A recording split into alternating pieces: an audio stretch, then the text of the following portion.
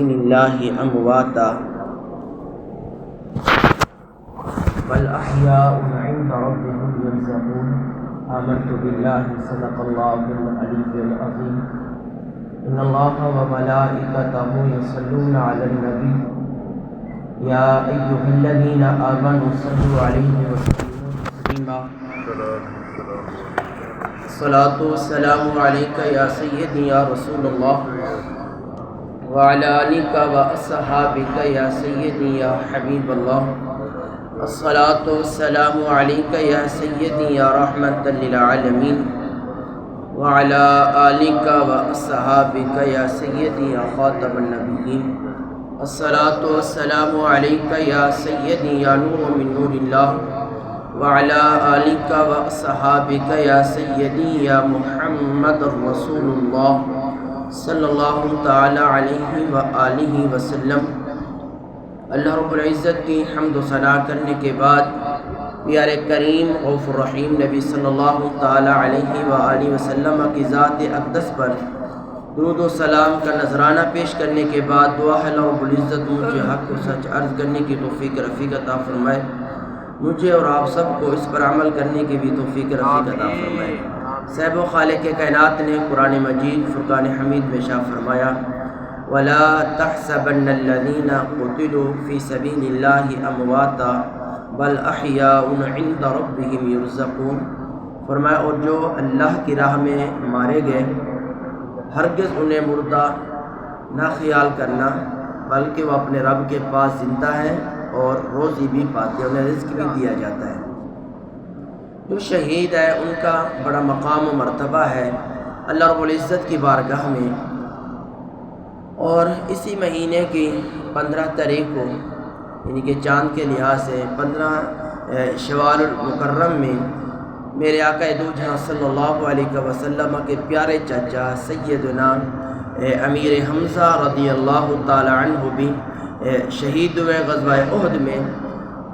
یہ وہ پاک ہستی ہیں سیدنا امیر حمزہ رضی اللہ تعالی عنہ جنہوں نے میرے آقا دو جہاں صلی اللہ علیہ وسلم کا بڑا ساتھ دیا ہے اور ہر وقت حضور علیہ السلام کے ساتھ رہے ہیں۔ اور میرے آقا دو جہاں صلی اللہ علیہ وسلم شاہ فرماتے تھے لوگوں جب مجھے اپنے والد محترم کی یاد آتی ہے نا، فرمایا میں اپنے پیارے چچا سب سے پیارے چچا حضرت امیر حمزہ رضی اللہ تعالی عنہ کو دیکھ لیتا ہوں۔ سبحان اللہ۔ تو ان کی بھی بڑی شان ہے، شہید کو اللہ رب العزت نے بڑا مقام و مرتبہ دیا ہے، بڑی شان و شوکت سے نوازا ہے۔ حضرت سیدنا ابو سعید خدری رضی اللہ تعالی عنہ فرماتے ہیں رسول اللہ صلی اللہ علیہ وسلم سے ہم نے پوچھا یا رسول اللہ صلی اللہ علیہ وسلم لوگوں میں افضل لوگ کون ہیں؟ صاف ظاہر نمازی بھی ہیں، جہاد کرنے والے بھی ہیں، غازی بھی ہیں، روزے دار بھی ہیں، قیام اللیل بھی ہیں اور سخی بھی لوگ ہیں، بہت ساری صفتوں کے مالک لوگ ہیں۔ ان تمام تر لوگوں میں افضل اعلیٰ عرفہ جو شان کے مالک ہے وہ لوگ کون ہیں؟ حضور علیہ السلام نے شاہ فرمایا مؤمن یجاہد فی سبیل اللہ بنفسہ و مالہ، فرمایا وہ مومن جو اللہ رب العزت کی راہ میں جہاد کرے اپنے جان کے ساتھ بھی اور اپنے مال کے بھی ساتھ بھی، جان بھی قربان کرے مال بھی قربان کرے، فرمایا کائنات میں سب سے افضل و اعلیٰ شخص ہے۔ ایک اور حدیث پاک میں حضرت سیدنا ابو ہریرہ رضی اللہ تعالی عنہ فرماتے ہیں حضور علیہ السلام نے شاہ فرمایا جنت میں 100 درجے ہیں اور اللہ رب العزت نے ان دونوں درجوں کے درمیان دو درجوں کے درمیان اتنا فاصلہ رکھا ہے، فرمایا جتنا زمین و آسمان کا فاصلہ ہے، ما بین درجتین کما بین السماء والارض، فرمایا یہ 100 کے 100 خالق کائنات نے جہاد فی سبیل اللہ کرنے والوں کے لیے مقرر فرما دیے۔ جو بھی اللہ کی راہ میں جہاد کرے گا اپنی جان کا نذرانہ پیش کرے گا، فرمایا 100 کے 100 درجے انہیں ملیں گے۔ اور فاصلہ کتنا ہے؟ فرمایا کہ ما بین درجتین کما بین السماء والارض، فرمایا 2 درجوں کے درمیان اتنا فاصلہ جتنا زمین و آسمان کا فاصلہ ہے۔ تو جس کو 100 ملے گی اس کو کتنی پراپرٹی ملے گی، کتنی شان و شوکت ملے گی، کتنا مقام و مرتبہ ملے گا، کتنی اس کو عظمت ملے گی، یہ تو بے مثل و بے مثال ہے۔ ایک اور حدیث پاک میں حضور علیہ السلام نے شاہ فرمایا لوگو ان الجنت تحت ظلال السیوف، فرمایا کہ جو جنت ہے نا یہ تلواروں کے سائے کے نیچے ہے۔ جو آدمی کہے کہ میں جنت حاصل کروں، جنت میں جاؤں، پھر اسے پھر جہاد کرنا پڑے گا، اللہ کے نام پہ جو ہے نا وہ جان کا نذرانہ دینا پڑے گا، قربانی دینی پڑے گی، مال و زر دینا پڑے گا۔ تو فرمایا خالق کائنات نے پھر اس کو یہ مقام و مرتبہ عطا فرما دینا۔ سیدنا امیر حمزہ رضی اللہ تعالی عنہ سید الشہداء ہے، تمام تر شہیدوں کے سردار ہیں کہ میرے آقا دو جہاں صلی اللہ علیہ وسلم نے انہیں یہ جو ہے نا ارشاد فرمایا لوگوں میرا چچا حضرت امیر حمزہ رضی اللہ تعالیٰ عنہ سید الشہداء ہیں، تمام تر شہداء کے یہ سردار ہیں، یہ اللہ نے ان کو یہ شان و شوکت عطا فرمائی ہے۔ جب میرے آقا دو جہاں صلی اللہ علیہ وسلم اعلان نبوت فرماتے ہیں، غالباً 6 سال گزر جاتے ہیں۔ ایک دن ایسا ہوا کہ ابو جہل جو عمر بن حشام اس کا نام تھا، اور ابو الحکم یعنی حکمت کا باپ اسے کہتے تھے، بڑا سیانہ، بڑا ہی جو ہے نا وہ نامور آدمی، چودھری آدمی، اور بہت ہی یعنی کہ اسر و رسوخ رکھنے والا آدمی، اور لوگ اس کو مانتے تھے۔ اس کی بات ایک عام آدمی تو نہیں تھا، ایک نامور آدمی تھا، لیکن جب اس نے حقیقت کو نہ پہچانا نا تو وہ کہاں حکمت کا بادشاہ یعنی کہ علم اور تمدنی کا جو بادشاہ تھا، جو دروازہ تھا، وہ ابو الجہل کے نام پہ آ گئے۔ لوگ اصل نام بھی بھول گئے، عمر بن حشام سب بھول گئے، لیکن ابو جہل بچے کے جو ہے نا وہ زبان پہ جاری ہو گیا۔ یہ ظالم آ رہا تھا، کچھ علماء کرام لکھتے ہیں کہ یہ مکے میں بیٹھا ہے جو ہے نا حرم شریف میں بیٹھا تھا، کچھ کیا، لیکن ایک جگہ میں نے پڑھا تھا کہ آ رہا تھا، ادھر سے میرے آقا دو جہاں صلی اللہ علیہ وسلم بھی تشریف لے آئے، اور اس ظالم نے زبان درازی شروع کر دی۔ حضور علیہ السلام خاموش۔ اور یہ حقیقت ہے کہ جب کوئی بدتمیزی کرتا ہے، اگلا خاموش ہو جائے تو ظالم کو مزید غصہ چڑھ جاتا ہے، اور مزید یعنی کہ بدتمیزی شروع ہو کہتا ہے خاموش ہو گیا، اور جو تھوڑا جواب دے دیں تو اس کی اسی جگہ پہ ہے نا وہ بریک لگ جاتی ہے۔ تو میرے آقا جو ہے نا وہ انک لعلی خلق عظیم، اتنے عظیم خلق کے مالک تھے، میرے آقا خاموش۔ اب اس نے جب دیکھا کہ حضور بولتے ہی نہیں، اس نے پتھر یا کوئی ڈنڈا اٹھایا، حضور علیہ السلام کے سر مبارک میں ہمارا خون جاری ہو گیا۔ جب خون جاری ہو گیا میرے آقا پھر بھی نہیں بولے، حضور چلے گئے، جا کے رونے لگے اللہ کی بارگاہ میں، آنسو جاری ہو گئے۔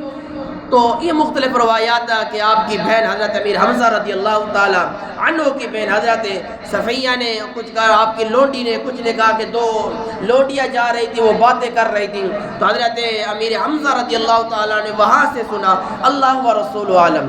انہوں نے کہا امیر حمزہ تو بڑا طاقتور بھی ہے، سردار آدمی بھی ہے، نامور آدمی بھی ہے، اور لوگ تو اس سے ڈرتے بھی ہیں، کیا تو کبھی اپنے بھتیجے کا بھی ساتھ نہیں دے گا؟ آج اس ظالم نے زخمی بھی کیا ہے، زبان درازی بھی کی ہے، کیا کہا، سارے اس نے حکمت جو باتیں تھی وہ بتا دیں۔ تو حضرت امیر حمزہ رضی اللہ تعالیٰ عنہ سیدھے گئے حرم شریف میں، تو وہاں سارے کے سارے سردار جو بیٹھے تھے، ارد گرد ان کے ساتھ لوگ بیٹھے تھے، یعنی کہ وہ گپ شپ لگا رہے تھے، تو وہاں ابو جہل بھی بیٹھا تھا، عمر بن حشام بھی بیٹھا تھا۔ تو انہوں نے جا کے کمان اس کے سر میں مارے، خون جاری ہو گیا، اس کے جو چہرے تھے وہ اٹھے لڑنے کے لیے، تو وہ جانتا تھا کہ امیر حمزہ کی عام ہستی کا تو نام نہیں، تو اب یہاں تو خون کی جو ہے ندیاں بہیں گی، اس کے بھی جو قبیلے والے آ جائیں گے، بہت معاملہ بگڑ جائے گا۔ اس ابو جہل نے کہا نا اس کا کوئی قصور نہیں ہے، قصور میرا ہے، میں نے اس کے بھتیجے کو اذیت پہنچائی ہے، تکلیف پہنچائی ہے، چھوڑ دو اسے۔ اور حضرت امیر حمزہ نے کہا کہ آج کے بعد اگر میرے بھتیجے کو تو ذرہ کے برابر بھی کوئی اذیت دی نا، پھر میں تیری گردن اتار دوں گا۔ واپس ہی پلٹے، اور میرے آقا دو جہاں صلی اللہ علیہ وسلم اللہ کی بارگاہ میں سر سجدے میں رکھ کے رو رہے تھے۔ عرض کی سونیا اب تو سر اٹھائیے نا، اب تو میں نے بدلہ لے لیا ہے، اب اس کا ایسے سر جو ہے نا وہ پھاڑ کے آ رہا ہوں، زخمی کر کے آ رہا ہوں۔ میرے آقا دو جہاں صلی اللہ علیہ وسلم نے جب سر اٹھایا نا، فرمایا چچا میں بدلے لینے کے لیے نہیں آیا، ان باتوں سے مجھے خوشی نہیں ہوتی، بھتیجے کب خوش ہو گئے؟ تو میرے آقا دو جہاں صلی اللہ علیہ وسلم نے فرمایا چچا جس وحدہ لا شریک رب کو میں مانتا ہوں نا، تو بھی اسی کو مان، اس کی وحدانیت کا اقرار کر، میری رسالت کا اقرار کر۔ جب ان چیزوں کو تو اپنا لے گا نا میرا دل خوش ہو جائے گا۔ حضرت امیر حمزہ رضی اللہ تعالیٰ عنہ اسی جگہ پہ کھڑے ہو کے کہا اشہد ان لا الہ الا اللہ وحدہ لا شریک لہ واشہد ان محمدًا عبدہ ورسولہ۔ اب انہوں نے کلمہ پڑھا، پہلے 38 لوگ تھے، ان کی تعداد پھر 39 ہو گئی۔ جب 39 ہو، میرے آقا نے پھر دونوں ہاتھ اٹھائے، یا اللہ یا عمر بن حشام دے دے یا عمر بن خطاب دے دے۔ یہ دونوں نامور آدمی تھے۔ حضرت عمر بن خطاب رضی اللہ تعالیٰ عنہ کوئی عام ہستی تو نہیں، بڑے نامور اور بہت طاقتور مضبوط انسان تھے اور لوگ ڈرتے تھے نام سن کر۔ تو مولا یا ابو جہل دے دے جو تجھے پسند ہو، یا عمر بن خطاب دے دے۔ میرے آقا دو جب صلی اللہ علیہ وسلم نے مانگا، مانگنے کے بعد رب وحدہ لا شریک کو جو پسند تھا وہ عمر بن خطاب رضی اللہ تعالیٰ عنہ ہی تھے۔ تو 3 دنوں کے بعد حضرت عمر بن خطاب رضی اللہ تعالیٰ عنہ بھی ایمان کی دولت سے مالا مال ہو گئے۔ ہوا یوں کہ آپ نے ہاتھ میں تلوار لی، آپ سن رکھا ہے واقعہ، کوئی مرتبہ مختصر کے جا رہے ہیں کہ حضور علیہ السلام کو جا کے میں شہید کر دوں گا۔ تو تلوار لے کر ننگی آنکھوں سے جو ہے نا وہ خون ٹپک رہا ہے، جا رہے ہیں، راست میں شخص ملا، کہاں؟ کہ آج محمد عربی صلی اللہ علیہ وسلم کو شہید کرنا ہے۔ اس نے کہا پہلے اپنے گھر کی تو خبر لے، وہاں تو جا رہا ہے، پہلے اپنے گھر کو تو دیکھ۔ کہا کیا ہوا؟ کہا تیرے بہن بھی اور تیرا بہنوئی بھی مسلمان ہو چکی ہے۔ تو ادھر کی طرف پھر اس طرف روح کر لیا، تو آگے آواز آ رہی تھی طٰہٰ مَا أَنزَلْنَا عَلَيْكَ الْقُرْآنَ لِتَشْقَىٰ إِلَّا تَذْكِرَةً لِمَن يَخْشَىٰ تَنزِيلًا مِمَّنْ خَلَقَ الْأَرْضَ وَالسَّمَاوَاتِ الْعُلَىٰ الرَّحْمَٰنُ عَلَى الْعَرْشِ اسْتَوَىٰ۔ وہ ایک معلم دونوں کو قرآن مجید جو ہے نا وہ سکھا رہا تھا، پتہ چلا بار عمر ہے، دستک دی تو جلدی سے اس معلم کو تو چھپا لیا گیا، اور جو نسخہ تھا قرآن پاک اس کو بھی چھپا لیا گیا۔ تو حضرت عمر بن خطاب جلال کے ساتھ فرماتے ہیں اپنی بہن سے کہ وہ کیا پڑھ رہے تھے، کیا کر کہا کچھ بھی نہیں۔ تو انہوں نے مارنا شروع کیا تاکہ بڑا مارا، زخمی ہو گئی۔ انہوں نے کہا عمر تیرے اندر اگر خطاب کا خون ہے تو میرے اندر بھی خطاب کا خون ہے، جان تو دے دوں گی، مصطفیٰ کا عطا کیا ہوا ایمان جو ہے نا دین ہے وہ نہیں چھوڑوں گی۔ تو دل جو ہے نا پھر جو ہے نا اس طرف میل ہوا اسلام کی طرف، کہ اس قدر تم اس کے لیے قربانیاں دے رہے ہو، بتاؤ تو اسے تھا کیا؟ کیا پہلے غسل کر، غسل کیا گیا، پھر وہی پڑھا گیا طٰہٰ مَا أَنزَلْنَا عَلَيْكَ الْقُرْآنَ لِتَشْقَىٰ۔ حضرت عمر بن خطاب کی آنکھوں میں آنسو جاری ہو گئے، کہا مجھے بھی اس محمد عربی صلی اللہ علیہ وسلم کی پاک بارگاہ رسالت میں لے چلو، میں بھی مسلمان ہونا چاہتا ہوں۔ تو وہاں دار ارقم ایک صحابی تھے حضرت ارقم رضی اللہ تعالیٰ عنہ، ان کے گھر میں میرے آقا صلی اللہ علیہ وسلم عبادت اور ریاضت اور صحابہ کرام کو جنو دین اسلام کی باتیں سکھاتے ہیں، اور حضور صلی اللہ علیہ وسلم وہاں موجود ہے دار ارقم میں، حضرت ارقم رضی اللہ تعالیٰ عنہ کے گھر میں، اور باہر جو پہرا دے رہے تھے حضرت حمزہ رضی اللہ تعالیٰ عنہ تھے۔ کسی نے کہا حمزہ ادھر عمر آ رہا ہے اور ہاتھ میں تلوار ہے، ننگی تلوار ہے اور بڑا ہی غصے سے آ رہا ہے۔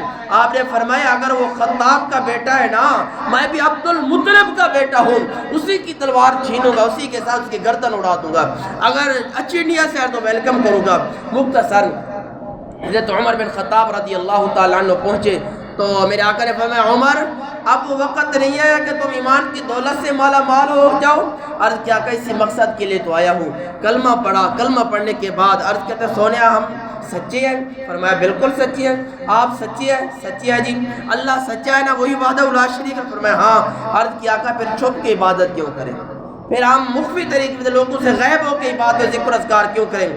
آج کے بعد ہم علی اعلان عبادت کریں گے۔ اس وقت جو ہے نا وہ نعرہ تکبیر کی آواز بلند ہوئی تو دونوں نے تلواریں اٹھائیں، حضرت حمزہ پاک نے، حضرت عمر بن خطاب پاک نے، اور پہلی دفعہ جا کے حرم شریف میں میرے آقا دو علیہ وسلم نے نماز ادا کی علی اعلان۔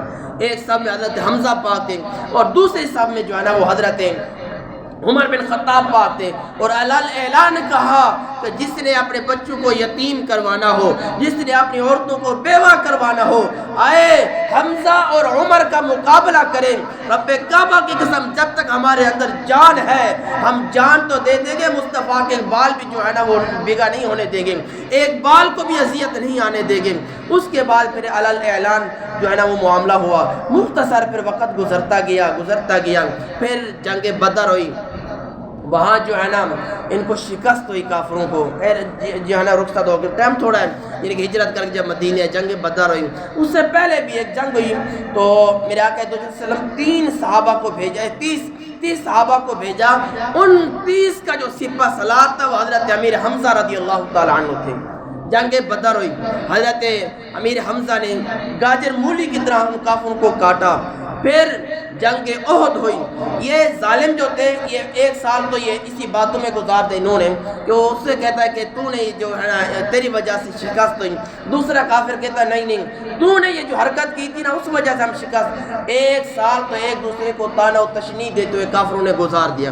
جب دوسرا سال آیا نا یہ پھر تیاری کرنے لگے، اچانک جائیں گے مسلمانوں کے اوپر حملہ کریں گے اور جا کے مسلمانوں کو سب ہستی سے مٹا دیں گے، ختم کر دیں گے، بڑے سے لے کے چھوٹے کو سب کو شہید کر دیں گے۔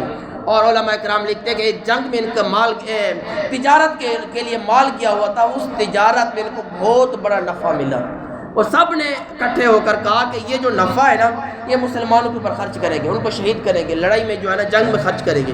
کچھ نے مجبوری تحت دیا، کچھ نے خوشی سے دیا، بہت بڑا مال اکٹھا ہوا۔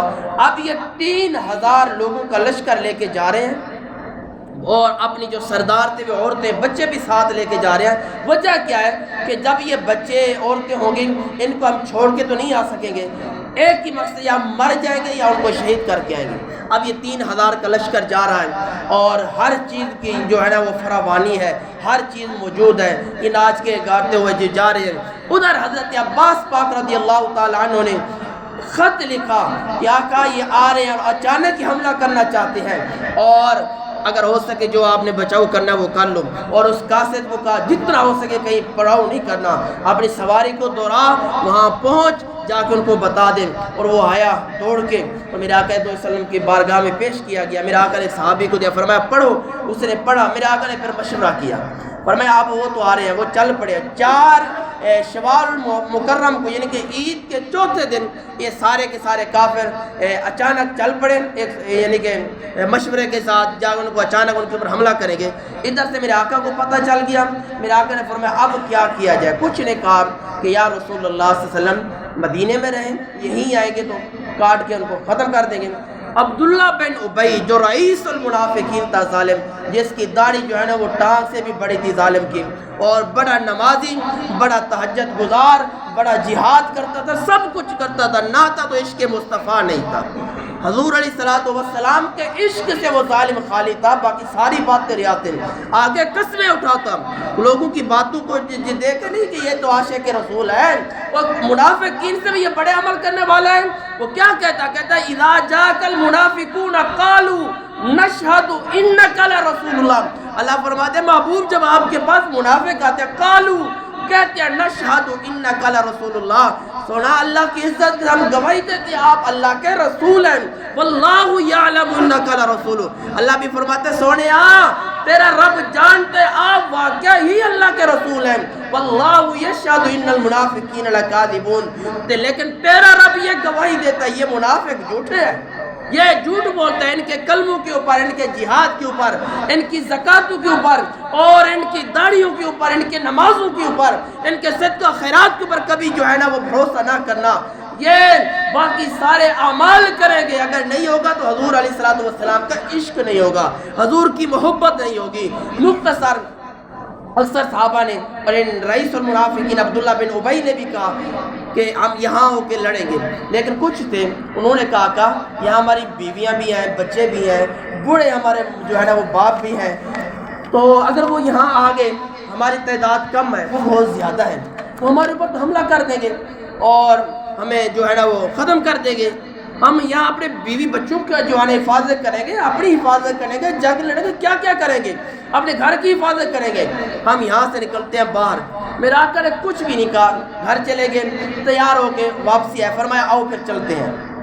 جب حضور آگے جا رہے سارے صحابہ کرام چلے گئے، مختصر جب کچھ سفر کیا، میرے آقا دو جہاں صلی اللہ علیہ وسلم کے ساتھ 1000 کا لشکر تھا، اور ادھر دیکھا کہ 1-2 جو قبیلے تھے وہ بھی جی مسئلے سے لیس اور بہت تیار ہو کے وہ بھی ساتھ جا رہے ہیں۔ میرے آقا نے فرمایا یہ کون ہے؟ آقا یہ یہودی ہیں۔ یہ کیوں؟ تو بنو خزرج جو تھا انہوں نے عرض کیا کہ ان کا ہمارے ساتھ ایک معاہدہ تھا، جب تمہارے اوپر کوئی مشکل وقت آئے گا تو ہم لڑیں گے تمہارے ساتھ، یعنی کہ تمہارے دشمن کا مقابلہ کریں گے، اگر ہمارے پاس ساتھ کوئی معاملہ ہو گیا تو تم نے ہمارا ساتھ دینا ہے۔ یہ معاہدہ پورا کرنے کے لیے جا رہے ہیں۔ میرے آقا نے فرمایا یہودیوں کو کہ ہمیں تمہاری کوئی مدد کی ضرورت نہیں، تمہارا معاہدہ پورا ہو گیا، واپس پلٹ جاؤ۔ اب یہ بھی بہت تعداد میں 2 قبیلے تھے، یہ بھی واپس پلٹ ہے، باقی 1000 جو حقیقت میں مسلمان تھے، کچھ منافقین تھے، ان کی تعداد 1000 تھی۔ جب وہاں پہنچے عبداللہ بن ابی نے تو پہلے صلاح کی ہوئی تھی، اپنے ساتھیوں کو کہا تھا کہ جب جنگ شروع ہوگی تو ہم واپس بھاگ آئیں گے۔ تو جب آمنا سامنا ہوا، یہ بھی 1000 کا لشکر، 100 کا جو ان کے ساتھی تھے، 300 جو 300 اس کے ساتھی تھے اس کو ساتھ لیا، یہ بھی واپس پلٹ آیا، باقی 700 رہ گئے۔ اور جو نئے نئے مسلمان ہوئے تو ان کے بھی دل میں خیال کچھ آیا، لیکن اللہ نے ان کے دلوں سے وسوسہ نکال دیا اور ان کے دل مضبوط ہو گئے۔ پھر میرے آقا کھڑے خطبہ دیا، حضور نے جب خطبہ دیا نا، جو نئے نئے بھی مسلمان ہوئے تو انہوں نے بھی اعلان کہا، آقا اب ہم جان بھی قربان کر دیں گے، اپنا مال و زر بھی قربان کر دیں گے۔ اتنا ان کا یعنی کہ وہ جگرا اور دلیری جو ہے بڑھ گئی۔ اور پھر جنگ کا معاملہ شروع ہوا۔ میرے آقا دو صلی اللہ علیہ وسلم نے 50 آدمیوں کو حضرت عبداللہ بن جبیر رضی اللہ تعالیٰ عنہ کو سپہ سالار بنایا، 50 آدمیوں کو جبل رومات پہ کھڑا کر دیا ہے، جو ہے وہ پہاڑی تھی، اس کے اوپر تم نے جو ہے نا کھڑا رہنا ہے، جب پیچھے سے کوئی حملہ کرے نا تم نے اس کو روکنا ہے۔ اور یہاں تک فرمایا میرے غلام اگر ہم شہید ہو جائے، ہماری بوٹی بوٹی ہو جائے اور ہمارے جو ہے نا وہ جسم کے ٹکڑوں کو پرندے اور جانور کھا رہے ہو، تم نے پھر بھی اس جگہ کو نہیں چھوڑنا۔ اگر اللہ نے ہمیں کامیابی دی، ہم ایک ایک کافر کو پکڑ پکڑ کے جہنم رسید کر دیں، وہ ڈھیر لگے ہوئے ہو، تم نے پھر بھی اس جگہ کو نہیں چھوڑنا، تم نے ہر حالت میں اسی جگہ پہ قائم و دائم رہنا ہے۔ باقی میرے رب کی جو فتح ہے ہمارے ساتھ ہے۔ مختصر 50 یہاں کر گئے، عبداللہ بن جبیر ان کے جو تھے وہ سپہ سالار تھے، اور مسلمانوں نے جو ہے نا وہ حملہ کیا، فتح اللہ نے ابتدا میں فتح دی، کامیابی دی کہ کافروں کو چن چن کے مارا، اور 27 جو ہے نا وہ جہنم رسید ہوئے، کچھ میں 30 کا بھی ذکر ہے، وہ بھاگ گئے سب، مال و زر چھوڑا، جو مال غنیمت ہے جو مسلمانوں کے لیے حلال ہے وہ چھوڑا اور بھاگ گئے۔ جب وہ بھاگے نا، پیچھے انہوں نے کہا جو 50 تھے ان میں سے 40 نے کہا بات تو ختم ہو گئی، وہ دیکھو وہ تو بھاگے جا رہے ہیں، سب کو چھوڑ کے بھاگ رہے ہیں، آؤ ہم بھی چلتے ہیں، آپ اپنے مسلمان بھائیوں کی جو ہے نا مرہم پٹی کرتے ہیں، ان کی کوئی دیکھ بھال کرتے ہیں، ان کا ساتھ دیتے ہیں، اور ہمارا یہ حق بنتا ہے، وہ بڑے زخمی ہوئے ہیں۔ تو عبداللہ بن جبیر پاک نے فرمایا میں تمہارا سپہ سالار ہوں، اور تمہیں نہیں آقا نے فرمایا تھا کہ جو ہو جائے جگہ کو نہیں چھوڑنا؟ کہا یار بات ٹھیک ہے، لیکن جب جنگ ہی ختم ہوگی اب یہاں ٹھہر کے کیا کرنا ہے؟ آؤ مال غنیمت اکٹھا کرتے ہیں، حضور کی بارگاہ میں پیش کریں گے، اور دوسری بات یہ کہ اپنے مسلمان بھائیوں کا ساتھ دیں، مرہم پٹی کریں، یہاں کھڑے ہو کے کیا کرنا ہے؟ انہوں نے کہا تم جاتے تو جاؤ، لیکن ہم جب تک ہمارے حقہ کا حکم نہیں آئے گا نا ہم نہیں چھوڑ سکتے۔ 10 وہیں پہ موجود تھے، باقی جو ہے 40 چلے گئے۔ ادھر سے حضرت خالد بن ولید ابھی مسلمان نہیں ہوئے تھے، انہوں نے دیکھا کہ 10 رہ گئے، انہوں نے پھر ایک لشکر لے کر پیچھے سے حملہ کیا، پہلے تو ان 10 کو شہید کیا، شہید کرنے کے بعد آگے بڑھے۔ اب ایک جو ہے وہ بھگدڑ مچ گئی، جب بھگدڑ مچی نا تو پھر کوئی پتہ نہیں چلتا تھا کہ کس کو جو ہے نا وہ کس کے اوپر وار کر رہا ہے، پھر ایک دوسرے کو جو ہے بھگدڑ میں وار ہی وار ہونے لگے، حتیٰ کہ حضرت حذیفہ کے والد تھے حضرت یمان، میں نے جگہ پڑھا تھا یہ بوڑھے تھے، ایک اور صحابی رسول تھے وہ بھی بوڑھے تھے، ان دونوں کو میرے آقا نے فرمایا کہ تم مدینہ میں رہو اور فلاں قلعے میں رہو، اور جو ہے نا عورتیں ہیں بچیاں ہیں ان کی تم نے حفاظت کرنی ہے، تم وہاں نہیں جا سکتے۔ اور جب یہ دونوں پیچھے رہ گئے، انہوں نے ایک قلعے میں ایک جگہ پہ جو محفوظ جگہ تھی وہاں بچوں کو عورتوں کو کیا بند، اور ایک دوسرے سے کہنے لگے یار باقی ہم تو ویسے ہی بوڑھے ہو گئے ہیں، اب تو قبر قریب ہی ہے، تو کیوں نہ یہ 2 گھونٹ کی جو جن کی باقی ہے پانی کے 2 گھونٹ کے برابر تو یہ ہم شہادت میں جو ہے نا حاصل کر لیں۔ تو دونوں بھاگ گئے، وہیں بچوں کو عورتوں کو چھوڑا، دونوں حضرت حذیفہ کے والد محترم اور ایک اور صحابی بوڑھے تھے، دونوں بھاگے، تلوار علی جا کے دونوں شہید۔ حضرت جو میں عرض کرنا چاہتا تھا، حضرت حذیفہ کے جو والد تھے حضرت یمان، ان کو مسلمانوں نے اپنے ہاتھوں سے شہید کر دیا۔ بھگدڑ میں حالات اس طرح کے ہو گئے، پتہ نہیں چلا مسلمان ہے کون ہے۔ حضرت حذیفہ بار بار کہتے لوگوں یہ میرے والد ہیں، میرے والد ہیں، یہ مسلمان ہے، لیکن اتنے لوگوں میں ایک آدمی کی کہاں بات پہنچی؟ تو آقا دو صلی اللہ علیہ وسلم وہاں بہت حالات جو ہے اس طرح کے ہوئے، پھر مسلمانوں کو بھاری جو ہے نا وہ نقصان اٹھانا پڑا، کامیابی جو ہے نا پھر وہ اس معاملے میں آ گئی۔ پھر ایک بدبخت تھا عبداللہ بن امیہ، اس ظالم نے ایک تیر پھینکا، حضور صلی اللہ علیہ وسلم کی ٹوپی کے اوپر لگا اور دو جو ہے نا وہ کڑیاں حضور کے ہونٹوں پر دندان مبارک کو شہید کیا۔ پھر اس کو نکالا بھی گیا، حضرت ابوبکر صدیق پاک نے نکالنا چاہا لیکن حضرت دوسرے جو نا وہ اشرا مبشرہ صحابہ میں سے ہیں، انہوں نے کہ عرض کی کہ ابو بکر خدا کا واسطہ یہ مجھے دے دو، یہ سعادت مجھے حاصل کرنے دو، آسانی نام ہے اشرا مبشرہ میں ہے، تو انہوں نے کہا کہ مجھے سعادت حاصل کرنے دو۔ مختصر پھر انہوں نے ایک نکالا، ان کا ایک نکالنے کی وجہ سے دانت ٹوٹ گیا، کچھ نے دو بھی لکھی ہیں، دانت ٹوٹ گئے۔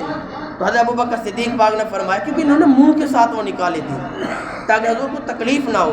پھر دوسرا نکالنے کے متعلق حضرت ابوبکر یہ مجھے کہا نہیں خدا کا واسطہ یہ بھی مجھے سعادت حاصل کرنے دو۔ انہوں نے حضور علیہ السلام کا خون مبارک بھی نوش کیا اور اپنے ہاتھوں سے وہ جو ہے نا وہ کڑیاں نکالی، اور اس وقت جو ہے نا جنگ شروع تھی تو اس عبداللہ بن امیہ ظالم نے کہا ان محمدًا قد قتل، لوگوں میں نے محمد عربی کو شہید کر دیا، قتل ہو گیا۔ جب یہ معاملہ ہو رہا تو پھر تو بھگدڑ مچ گئی، کوئی کدھر تلوار چلا، کچھ جا کے دور بیٹھ گئے، کچھ صحابہ نے کہا جب حضور ہی ظاہری طور پہ نہیں رہے پھر ہم نے یہاں زندہ رہ کے کیا کرنا ہے۔ مختصر کہ انہوں نے بھی یکدم جو ہے نا وہ حملہ کر دیا، یا چلے جائیں گے یا ان کو جو ہے نا جہنم رسید کر دیں گے۔ پھر اس طرح کے معاملات ہوئے۔ مختصر وہاں جو ہے نا میرے آقا کے چچا حضرت امیر حمزہ رضی اللہ تعالی عنہ جو بڑے مقام و مرتبے کے مالک ہیں وہ بھی شہید ہوئے، اور ان کا تو مسرا کو وحشی تھا نا، ان کے ایک ڈیوٹی لگائی گئی، وہ حربہ پھینکنے میں بڑا مشہور آدمی تھا اور ایک غلام تھا حبشی تھا، وہ کہتا ہے میرا حربہ کبھی جو ہے نا جب بھی میں پھینکتا تو کبھی میرا وار خطا پہ نہیں گیا، جو پھینکا جس طرح پھینکا پورا بھی ہوا۔ مختصر اس نے حربہ مارا حضرت امیر حمزہ رضی اللہ تعالی عنہ کو، آپ گرے پھر اٹھے، پھر ایک خون کی جو ہے نا وہ کے آئی الٹی آئی اور دوبارہ گر گئے۔ پھر مختصر آپ کا جو ہے نا وہ مسئلہ کیا گیا، کان کاٹے گئے، ناک کاٹی گئی، آنکھیں نکالی گئی، ہاتھ کاٹے گئے، ہونٹ کاٹے گئے، پھر حتیٰ کہ جو ہے نا وہ جگر نکالا گیا، اس کو ہار بنایا گیا یا وہ ہندا نے اس کو چبا لیا، بعد میں یہ بھی مسلمان ہو گئی تھی۔ حضرت امیر معاویہ حضرت ابو سفیان رضی اللہ تعالی عنہ کی یہ بیوی تھی، بعد میں یہ بھی جو ہے نا اسلام کی دولت سے مالا مال ہو گئی۔ تو مختصر پھر چبایا گیا۔ اس وقت میرے آقا دو وسلم فرمایا تھا لوگو آج جو مجھے غم پہنچنا، دکھ پہنچنا آج تک نہیں پہنچا۔ مختصر پھر حضرت صفیہ پاک آئیں، جب پتہ چلا کہ میرے بھائی کا جو ہے نا مسئلہ کیا گیا ہے، میرے آقا دو وسلم نے ان کے بیٹے حضرت زبیر سے فرمایا جا اپنی ماں کو روک، وہ اس حالت میں اپنے بھائی کو دیکھ کے کہیں وہ اپنا ہوش حواس نہ کھو بیٹھے۔ تو مختصر انہوں نے جا کے منع کیا کہ حضور نے منع کیا کہ آگے تم نہیں جاؤ۔ انہوں نے کہا مجھے پتہ ہے میرے بھائی کا مسئلہ کیا گیا ہے لیکن میں صابر ہوں، میں صابرہ ہوں، صبر کر کے دکھاؤں گی۔ انہوں نے پھر صبر کیا، جب صبر کیا تو پھر صبر کے متعلق وعدہ کیا تو حضور نے فرمایا ان کو جانے دو، پھر وہاں بھی جا کر انہوں نے صبر کیا۔ پھر دو چادریں لئی، مختصر ٹائم زیادہ ہو رہا ہے کہ ایک حضور صلی اللہ علیہ وسلم نے فرمایا، دوسرے جو ساتھ جو ہے صحابی رسول تھے ان کا جو ہے نا لاشا مبارک جو ہے وہ پڑا ہوا تھا، فرمایا ایک ان کو دے دو، ایک انہوں نے ایک چادر بڑی تھی ایک چھوٹی، فرمایا اب کوڑا جو ہے نا وہ ڈالو، جو جس کے نصیب میں آئے گی وہ چادر اس کو عطا کر دی جائے گی۔ مختصر جو بڑی چادر تھی وہ ایک صحابی کے، دوسرے جو ساتھ جو ہے نا وہ لیٹے ہوئے تھے جو شہید ہو گئے ان کے حق میں آئی۔ پھر آ کر فرمایا میرے چاچے کا جو سر ہے وہ تو اس چادر سے ٹھام دو، پاؤں کے اوپر جو ہے نا وہ کوئی گھاس وغیرہ ڈال دو۔ تو آقا دو جہاں صلی اللہ علیہ وسلم کے غلاموں، مختصر پھر کیا ہوا، پھر کچھ ہی دن گزرے، حضور علیہ السلام واپس آئے، صحابہ کی جو ہے نا وفا دیکھے، صحابہ کی جان نثاریاں دیکھیں، آج کی بد نصیب کہے کہ وہ جو ہے نا وہ بہت بزدل تھے یا اس طرح کو لوٹ مار کرنے والے تھے، وہ جھوٹا ہے، وہ خود تو بزدل ہو سکتا ہے، صحابہ کا بزدل نہیں۔ میں اللہ کی عزت قسم کہا کہ میں نے جب یہ واقعہ پڑھا نا کتاب میں ضیاء القرآن میں یعنی کہ ضیاء النبی میں تفسیر ہے اس کے اندر یہ لکھا ہوا ہے، میں نے جب پڑھا نا یہ واقعہ میری آنکھوں میں آنسو جاری ہو گئے تھے۔ واقعہ اس طرح کا ہے کہ دوسرا دن یعنی کہ تھا جب صحابہ واپس پلٹے نا، اب ان کے زخموں سے وہ چور و چور ہے، زخموں سے خون جو ہے نا وہ جاری ہے، اور ادھر سے ابو سفیان نے پھر ایک حرکت کی، اس نے کہا کہ دیکھیے ہمارا جو مقصد تھا وہ تو پورا نہیں ہوا، کیونکہ وہ پہلے اس نے کہا کہ محمد قتل ہو گئے، میرے آقا نے فرمایا اس کو کوئی جواب نہ دو، خاموش چاروں صحابہ کا بھی نام لیا، میرا آقا خاموش. اس نے جب بار بار بڑبڑایا نا اپنے لوگوں کو کہا تو میرے آقا کی حضرت غلام عمر بن خطاب بیٹے آقا مجھ سے آپ برداشت نہیں ہوتا، جلدی سے کھڑے ہو. کہا میرے آقا بھی موجود، ہم چار یار بھی موجود ہیں، ہم انشاءاللہ تجھے بتائیں گے، وقت آئے گا تجھے بتائیں گے. تو وہ پھر دوڑا، کچھ قریب گیا اپنے گھر کے، یا ایک رات گزاری. پھر اس نے کہا کہ جو ہمارا مقصد تھا وہ تو پورا ہوا نہیں. کچھ دنوں کے بعد وہ پھر ایک بھاری جماعت کے ساتھ آئیں گے، ہمارے اوپر حملہ کریں گے، ہمارا نام و نشان مٹا دیں گے. آؤ اب پھر جاتے ہیں، جا کے محمد عربی کو بھی شہید کرتے ہیں، ان جو بڑے بڑے صحابہ ہیں ان کو بھی شہید کرتے ہیں، سب کو مٹا دیں گے. اب جب یہ واپس آنے لگے نا دوبارہ، پھر میرے آقا کو خبر پہنچی. لوگوں صحابہ کی وفاداری دیکھو، ان کی محبت دیکھو. میرے آقا کے غلام زخموں سے چور و چور ہے، خون جاری ہے، ہڈیاں جو ہے نا وہ ٹوٹی ہوئی ہے، کسی کا جو ہے نا پیٹ پھٹا ہوا ہے، کسی کے ہاتھ ٹوٹا ہوا ہے. جب یہ اعلان ہوا کہ وہ آ رہے ہیں، میرے آقا نے فرمایا بلال اکٹھا کرو، اذان دو. اذان ہوئی، سب اکٹھے ہو گئے. میرے آقا نے فرمایا میرے غلاموں وہ آ رہے ہیں، اور ایک میری شرط بھی ہے، میرے ساتھ وہ جائے جو کل زخمی ہو کے آئے ہیں، میرے ساتھ وہ جائے جو غزوہ احد میں موجود تھے. میرے آقا کے غلاموں رب کعبہ کی قسم سارے صحابہ کھڑے ہوئے. عرض کیا آقا وجہی دون وجہک ونفسی دون نفسک ونہری دون نہرک علیک السلام غیر مودعن. آقا وہ اپنے زخموں کو نہیں دیکھیں گے، اپنی ہڈیوں کو نہیں دیکھیں گے، اپنے حالات و واقعات کو نہیں دیکھیں گے. آقا وجہی دون وجہک، ہمارا چہرہ آپ کے چہرے پہ قربان، ونہری دون نہرک، ہماری گردن آپ کی گردن پہ قربان، ونفسی دون نفسک، ہمارے جان آپ کی جان پہ قربان.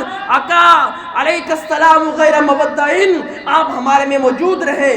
رب کعبہ کی قسم جب تک ہمارے اندر جان ہے ہم اپنی جان بھی قربان کر دیں گے، اپنے بچے بھی قربان کر دیں گے، اپنا تن من دل سب کچھ قربان کر دیں گے. یہ وہ صحابہ ہیں جن کو میرے خالق نے فرمایا رضی اللہ عنہم ورضوا عنہ. یہ اللہ رب العزت نے شان عطا فرمائی. باقی صحابہ شہداء زندہ ہے، اللہ نے بڑی شان و شوکت سے نوازا ہے، بڑے مقام و مرتبہ سے نوازا ہے. ایک صحابی تھا حضرت عطا بن خالد، وہ فرماتے لوگ اللہ کی عزت قسم، وہ قسم اٹھا کے دیا کہ میری خالہ تھی بہت ہی پرہیزگار، تقوی گزار، متقی تھی. آج بھی شہداء اپنے اپنے قبور میں زندہ ہے. یہ شان ہے خدمت گاروں کی. سردار کا عالم کیا ہوگا؟ وہ جب غلام زندہ ہے میرے آقا کا مقام کیا ہوگا؟ وہ فرماتی ہے رقیب تو یومن، وہ تقوی گزار، پرہیزگار، متقی، عبادت کا جو عورت ہے نا، وہ فرماتی ہے رقیب تو یومن، ایک دن میں اپنی سواری کے اوپر سوار ہوئی. آگے الفاظ حتی جئتا قبر حمزہ بن عبد المطلب رضی اللہ تعالی عنہ، یہاں تک کہ حضرت حمزہ بن عبد المطلب رضی اللہ تعالیٰ عنہ کے قبر مبارک کے قریب جا کے میں نے پڑھاؤ کیا. فصلیت، تو میں نے وہاں نماز پڑھنا شروع کر دی، یعنی قبر کے قریب تھوڑا نا وہاں نماز شروع کر دی. ماشاءاللہ جو میرے رب نے چاہ میں نے نماز پڑھی. آگے فرماتے ہیں واللہ ما فی الوادی داعٍ ولا مجیع، فرماتے اللہ کی عزت کی قسم، واللہ قسم اٹھا کے دی، اللہ کی عزت کی قسم، اس وقت اس جگہ پر نہ کوئی سننے والا تھا نہ کوئی پکارنے والا تھا، کوئی بھی موجود نہیں تھا. آگے الفاظ ہے وغلامی آخذ برأس دابتی فلما فرغت من صلاتی. آپ فرماتے ایک ہی میرا غلام تھا جو میری سواری کی لگام پکڑے ہوئے تھا، اور فرماتی ہے کہ فلما فرغت من صلاتی، جب میں نماز سے فارغ ہوئی، قمت، تو کھڑی ہوئی، فقلت السلام علیکم، اور میں نے کہا السلام علیکم ورحمۃ اللہ، واشرت بیدی، اور ہاتھ سے اشارہ بھی کیا. حضرت امیر حمزہ رضی اللہ تعالی عنہ کی قبر مبارک کی طرف اشارہ کیا اور کہا السلام علیکم ورحمۃ اللہ. آپ فرماتے ہیں اللہ کی عزت کی قسم، فسمعت، میں نے سنا، رد السلام، سلام کا جواب لٹایا گیا، من تحت الارض، زمین کے نیچے سے آواز آئی، وعلیکم السلام ورحمۃ اللہ وبرکاتہ. عارفہ، آپ فرماتے میں اس کو ایسے پہچانتی ہوں، ایسے پہچانتی ہوں، کما عارف ان اللہ سبحانہ خلقنی، وہ جس طرح میں اپنے رب کو پہچانتی کہ اس نے مجھے پیدا فرمایا ہے.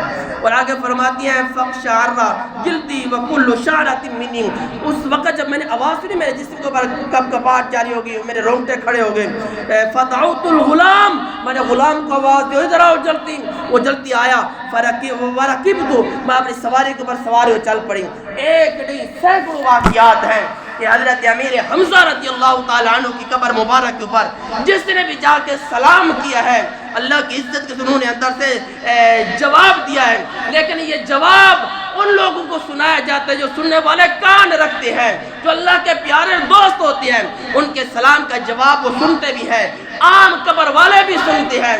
جب میں کہتے ہیں کہ السلام علیکم یا اہل القبور یغفر اللہ لنا ولکم انتم سلفنا ونحن بالعصر، پھر آقا نے فرمایا تمہارے سلام کا جواب دیتے ہیں لیکن تم نہیں سن سکتے، حتیٰ کہ حضور نے فرمایا تمہاری جوتیاں دفن کر کے تو تمہاری جوتیوں کی آواز بھی سنتے ہیں۔ وہ لوگوں جب یہ خدمت گاروں کی یہ شان ہے، حضور کا مقام کیا ہوگا؟ آپ یہاں سے پکارے الصلاۃ والسلام علیکہ یا سیدی یا رسول اللہ، یہ میرا عقیدہ سچا عقیدہ ہے، اللہ کی عزت کے میرے آقا سنتے بھی ہیں، جواب بھی دیتے ہیں۔